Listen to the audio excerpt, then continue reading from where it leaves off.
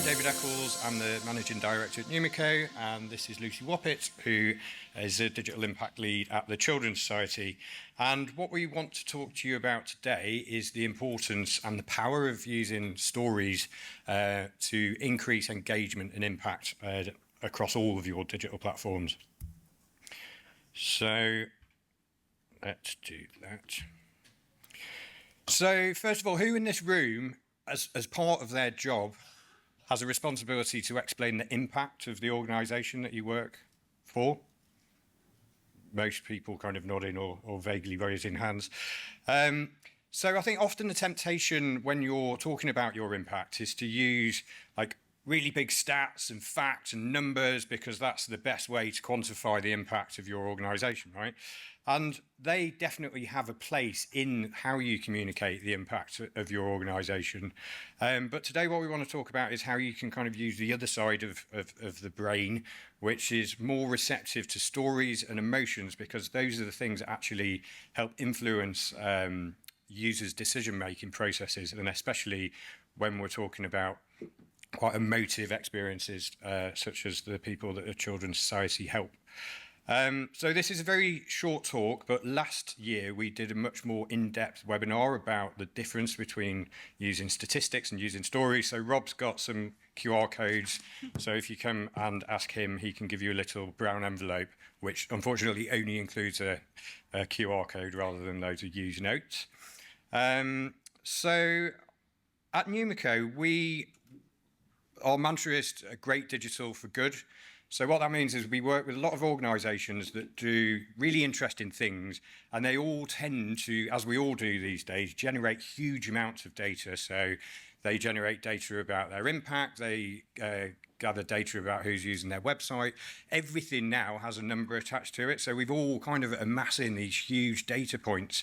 And really our job as an agency is to use that data and help people tell stories that have an impact and make people do something, and normally that's to support that organisation. So in the case of the Children's Society, that was our role. So I'm going to hand over to Lucy now, who's going to tell you a bit more about the Children's Society and the amazing work that they do, and how together we used stories at the heart of their new strategy. Thanks, Dave. Hi, everyone. So I'm Lucy. If you haven't heard of the Children's Society before, we're a national charity dedicated to transforming the lives of young people facing abuse, exploitation and neglect. And we've been around for over 140 years, so we're a very kind of old traditional charity moving into kind of the digital space over the last few years. And our mission is to ensure that every child has the opportunity to thrive, regardless of their circumstances. And we do this by offering counselling, we provide local support services for young people, and we campaign for systemic change. And we work really tirelessly to build a society where every child has a more hopeful future. And by 2030, we have a really ambitious goal. We want to overturn the damaging decline in children's well-being, setting a path for long-lasting growth and creating a real happier, safer society for young people to grow up in. And so it's this ambitious goal that led us to review and refresh how our website and the voice of young people plays a key strategic part of our approach to achieving our aims for young people, crucially through enhanced storytelling, as Dave just mentioned. So to set the scene, before embarking on our website project, this was our homepage in 2021. We acknowledged the website had evolved over time and it became like a bit of a dumping ground for all of our content. It resulted in like really confused user journeys and a real stark brand identity. As you can see, the site was quite blocky and archaic. It lacked some lacking flow and modern interactions, which made it really like cumbersome to navigate for our users. And so our user engagement was really challenging. There was a bit of a lack of finesse between those content blocks that you can see, with kind of unrelated content in different places. It was quite restrictive in terms of our page templates, so it felt a little bit disjointed. We had a real lack of editing restrictions, so you know we had a real problem with consistency across the whole site, which really complicated the user experience. You probably can't see here, but our tone of voice at the time was quite clinical. and negative. It focused on telling real hard truths about young people's lives, but it was primarily addressing our policy and campaigning audiences. So it felt like a bit of an organisational broadcast. We were talking to people quite authoritatively, a little bit paternalistic, and so we were missing the voices of the young people that were really there to support. And this all sounds really terrible and bad, I know, but it wasn't all bad. It wasn't all bad, but we knew it just could be so much better. And we really needed a comprehensive overhaul to create a more cohesive, engaging, and youth-centric experience. Thank you. So moving on to our website strategy, we identified our website as a really crucial component of our strategy to grow and mobilise a new generation of supporters. We wanted to inspire and educate supporters with those really inspirational young people's stories, so they were engaged and encouraged to take their next best action, sometimes by investing their time, through their volunteering, or their money through donations or fundraising, or their voice in our campaigning work. And with this in mind, our new strategy is fundamentally centred around amplifying the voice of children and young people. We actively involved young people in our brand refresh process, listening to their insights and experiences to ensure the website and the brand evolved to truly reflect our youth voice approach. And we shifted the tone to be more hopeful and relatable, moving away from the clinical, authoritative voice that previously dominated our content. And the website now features engaging multimedia elements, more interactive features, and really brings to life those young people's stories more prominently. So next slide is so how we tell stories. So we have quite a structured approach now to telling stories. We call it a kind of story arc. We start by setting the scene of a young person's story, what they went through. We let them tell us their story in their own words. So we really kind of try to bring that to life on the website, and we talk about how they found help through the Children's Society and what their process was to recovery, and then kind of finishing off with where they are now, what the future hopes for them, because we kind of really have a focus on that hopeful future for young people. Usually we'll finish off with a story with a donate ask. We're here to talk about how we use engaging networks. So we, obviously use our stories in many different user journeys. Many of them kind of end with a donate ask at the end, and how our supporters can help with issues like this. But sometimes they also have an email sign up or a campaigning action that follow them as well. So we can use our stories in a variety of user journeys. It's really important to note that gathering stories from young people themselves takes a lot of time. We ensure they're genuine. We take care with young people who are really generous and brave to share their stories with us.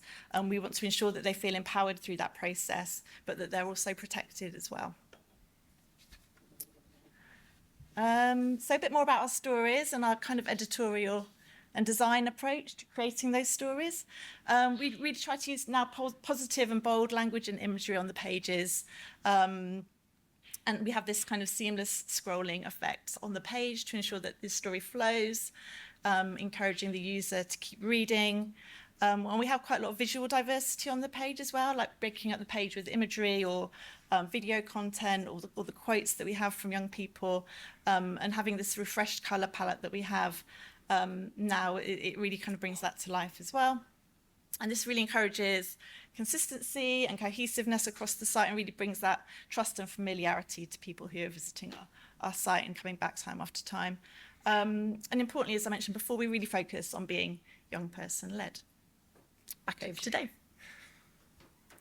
So one of the things that we spend a lot of time thinking about is a user journey. So we will think about every single user journey and map that out. So at a high level, it might look something like this. So why does this charity exist? Why does it matter? What do you do?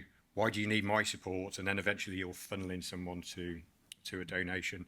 So obviously that in real life is a lot more detailed, so detailed that you won't be able to read it. But take my word for it, there's a lot of good thinking goes into this. And one of the things that this is really good for is not only kind of mapping out the ideal user journey, but it's really good where you can identify where the friction points might be. So you might have seen in analytics, you've had drop-offs at key points before, so you can really think about, well why is that? What information are we not giving people? Why don't they feel comfortable to take that next step? So we're always thinking about what will give people the confidence or the emotional kind of gentle push to move on to the next stage in that user journey. And really, the way that we're using stories on the Children's Society is as a kind of like lubricant for user journeys. We're laughing here because we joked about using KY jelly as the slide image, but I went for the safety of WD-40. So what that means is that a lot of organisations tend to have a section called like Our Stories, and people can go there, they can read lots of stories, but they're kind of they're stuck in that section. So what we wanted to do was really atomise these stories and place them throughout the user journey so that we can always give a gentle nudge for people to take the next best action in any given user journey, not just donation. So the types of things that we typically look where people need a gentle little push are things like data capture, CTAs, stories which appear at the heart of all of the appeals now for the Children's Society, and stories that really support those kind of flows towards a donation ask. So if you have read a story on the site, that will kind of follow you through, elements of that story will follow you through that user journey.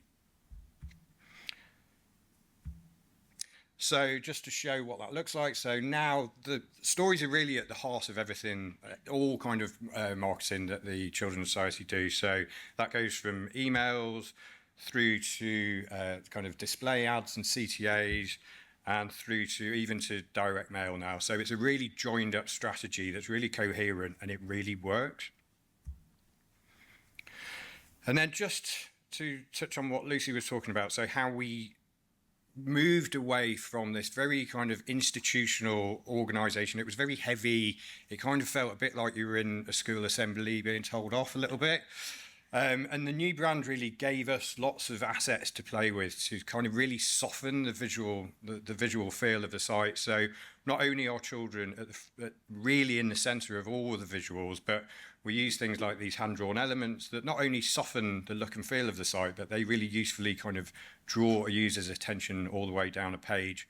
And what we did was spend a lot of time really on what shouldn't go on the page rather than what should go on the page, because what you'll see if you look at this site is it's very, very simple and it's very obvious what you want the user to do next. And on every page, there's pretty much only one call to action. So it's very obvious to a user what they should do next. Over to you. So we regularly measure and monitor the performance of our site, and particularly the web content and our stories and blogs that we produce that predominantly drive traffic to the site through things like SEO and paid and owned channels. So we tag our content on our content management system that supports measurement because we can group the content by topic and see what's working. And this helps us understand better what resonates with our supporters, which can sometimes be surprising. Shows the importance of measurement because we're constantly learning and evolving and responding to the external context. So, for example, some of our really hard-hitting topics around abuse, for example, don't resonate so well as the broader topics of mental health, which people are more likely to relate to. And we've done some stories in the past that were quite, difficult for supporters to picture, and they fell on deaf ears. And some other surprises we've had recently, we've had a huge increase in traffic on a new blog and a handful of previous ones that we had done before, but it's been off the back of the Adolescence Netflix series. Our storytelling team were a bit reluctant at the beginning to put together a blog on emoji language, but it's been really successful for us on one of our most viewed blogs recently. So it just shows the importance of kind of testing and measuring and kind of, finding out what works for our audiences.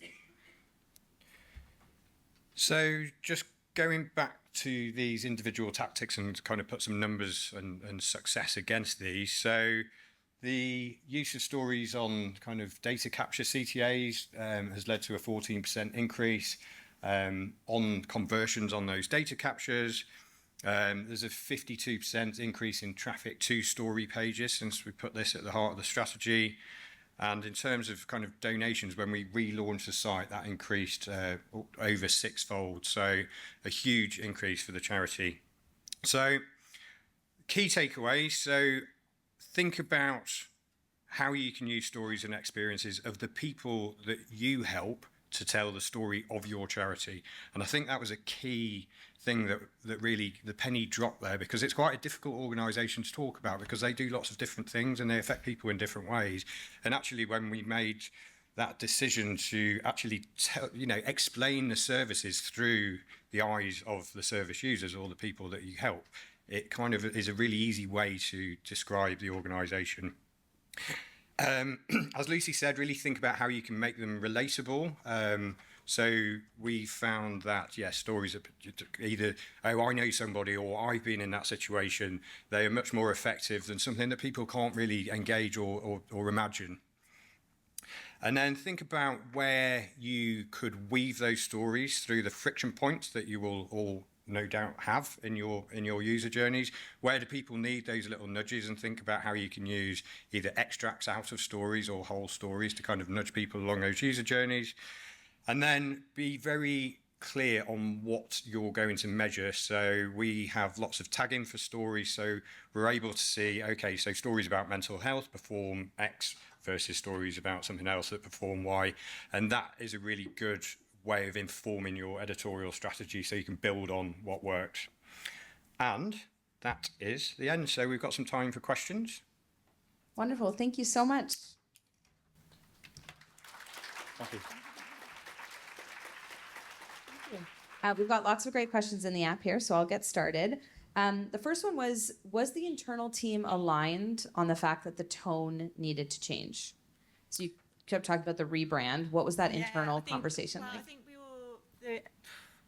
Probably it was mixed. I'm not going to lie, but everyone was behind the fact that we were launching a new strategy in 2020 that was going to be our 10-year ambition, and to do that we wanted to really refresh our brand and our tone.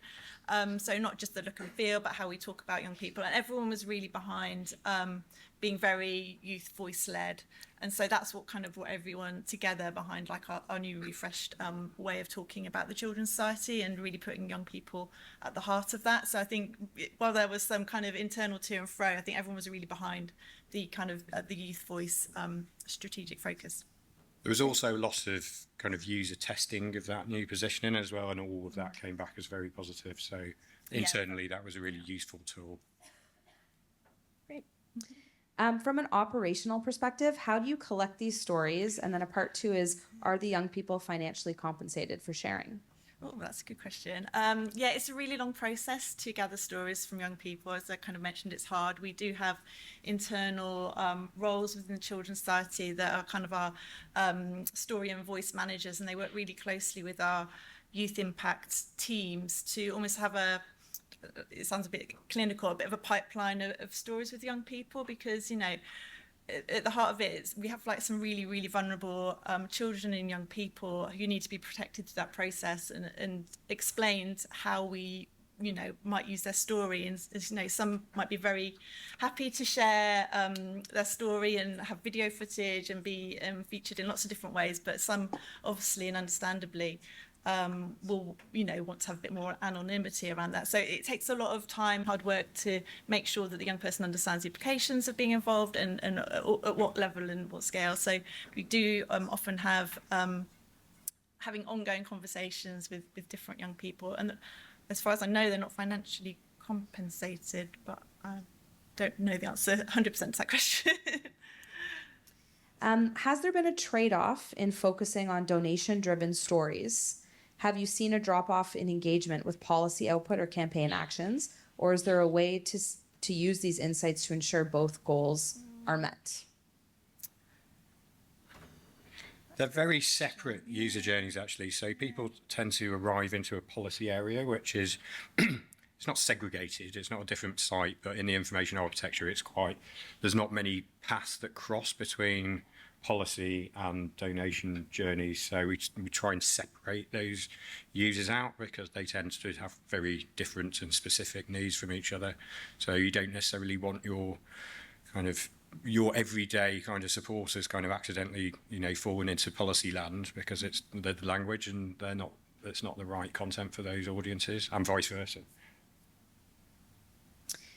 Question here. We don't consistently see engagement with stories when used to make asks. Does it consistently work for you? I don't know if anyone wants to add any context to that, but that's the general question. Yeah, okay, great. Hello.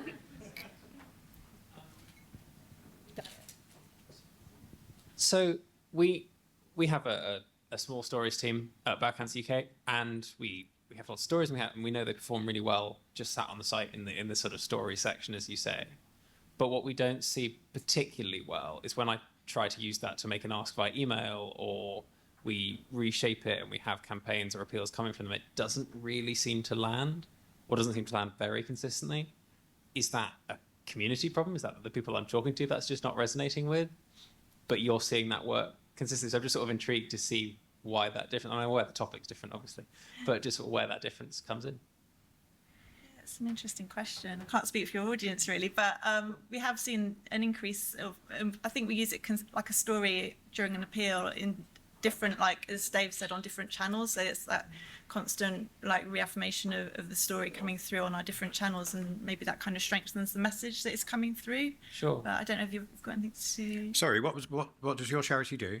So we're Bowel Cancer UK. So we do it. We're lots of things, all Yeah. for bowel cancer. Yeah. And but I think that makes sense, and that consistency is something we're looking at doing. But yeah, it's just interesting. Thank you. Thanks for asking. Okay, we have another question here.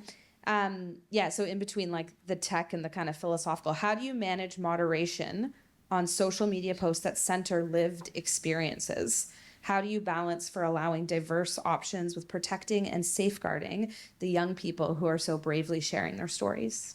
Sorry, that was a really long question. Yeah. Basically, how do you keep everyone safe that's sharing really vulnerable stuff online with social media moderation? Not so close to social media moderation, I have to say. But if someone wants to come to me afterwards, and I can put you in contact with the our social media kind of team. Or if anyone in the room has experience with this, chat after. It's a great question. Might be worth mentioning, I hope I'm not getting this wrong, that the stories use actors to show. A lot of the time, yeah, they do use. Which is a way to keep the. Yeah, we do have a lot of anonymity around. Thank you.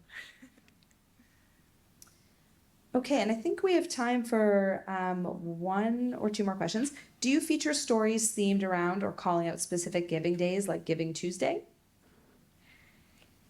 So there's stories that are tied to Children's Society campaigns. So they will form the kind of vanguard of a lot of the campaigns, and will raise awareness of the issues that are tied to that campaign. So they're used to illustrate the needs for what that campaign is delivering. Great. Do you recommend that other charities should use one integrated tool set for their campaigning, fundraising, and marketing? And I did not ask that question. Absolutely. Yes, obviously.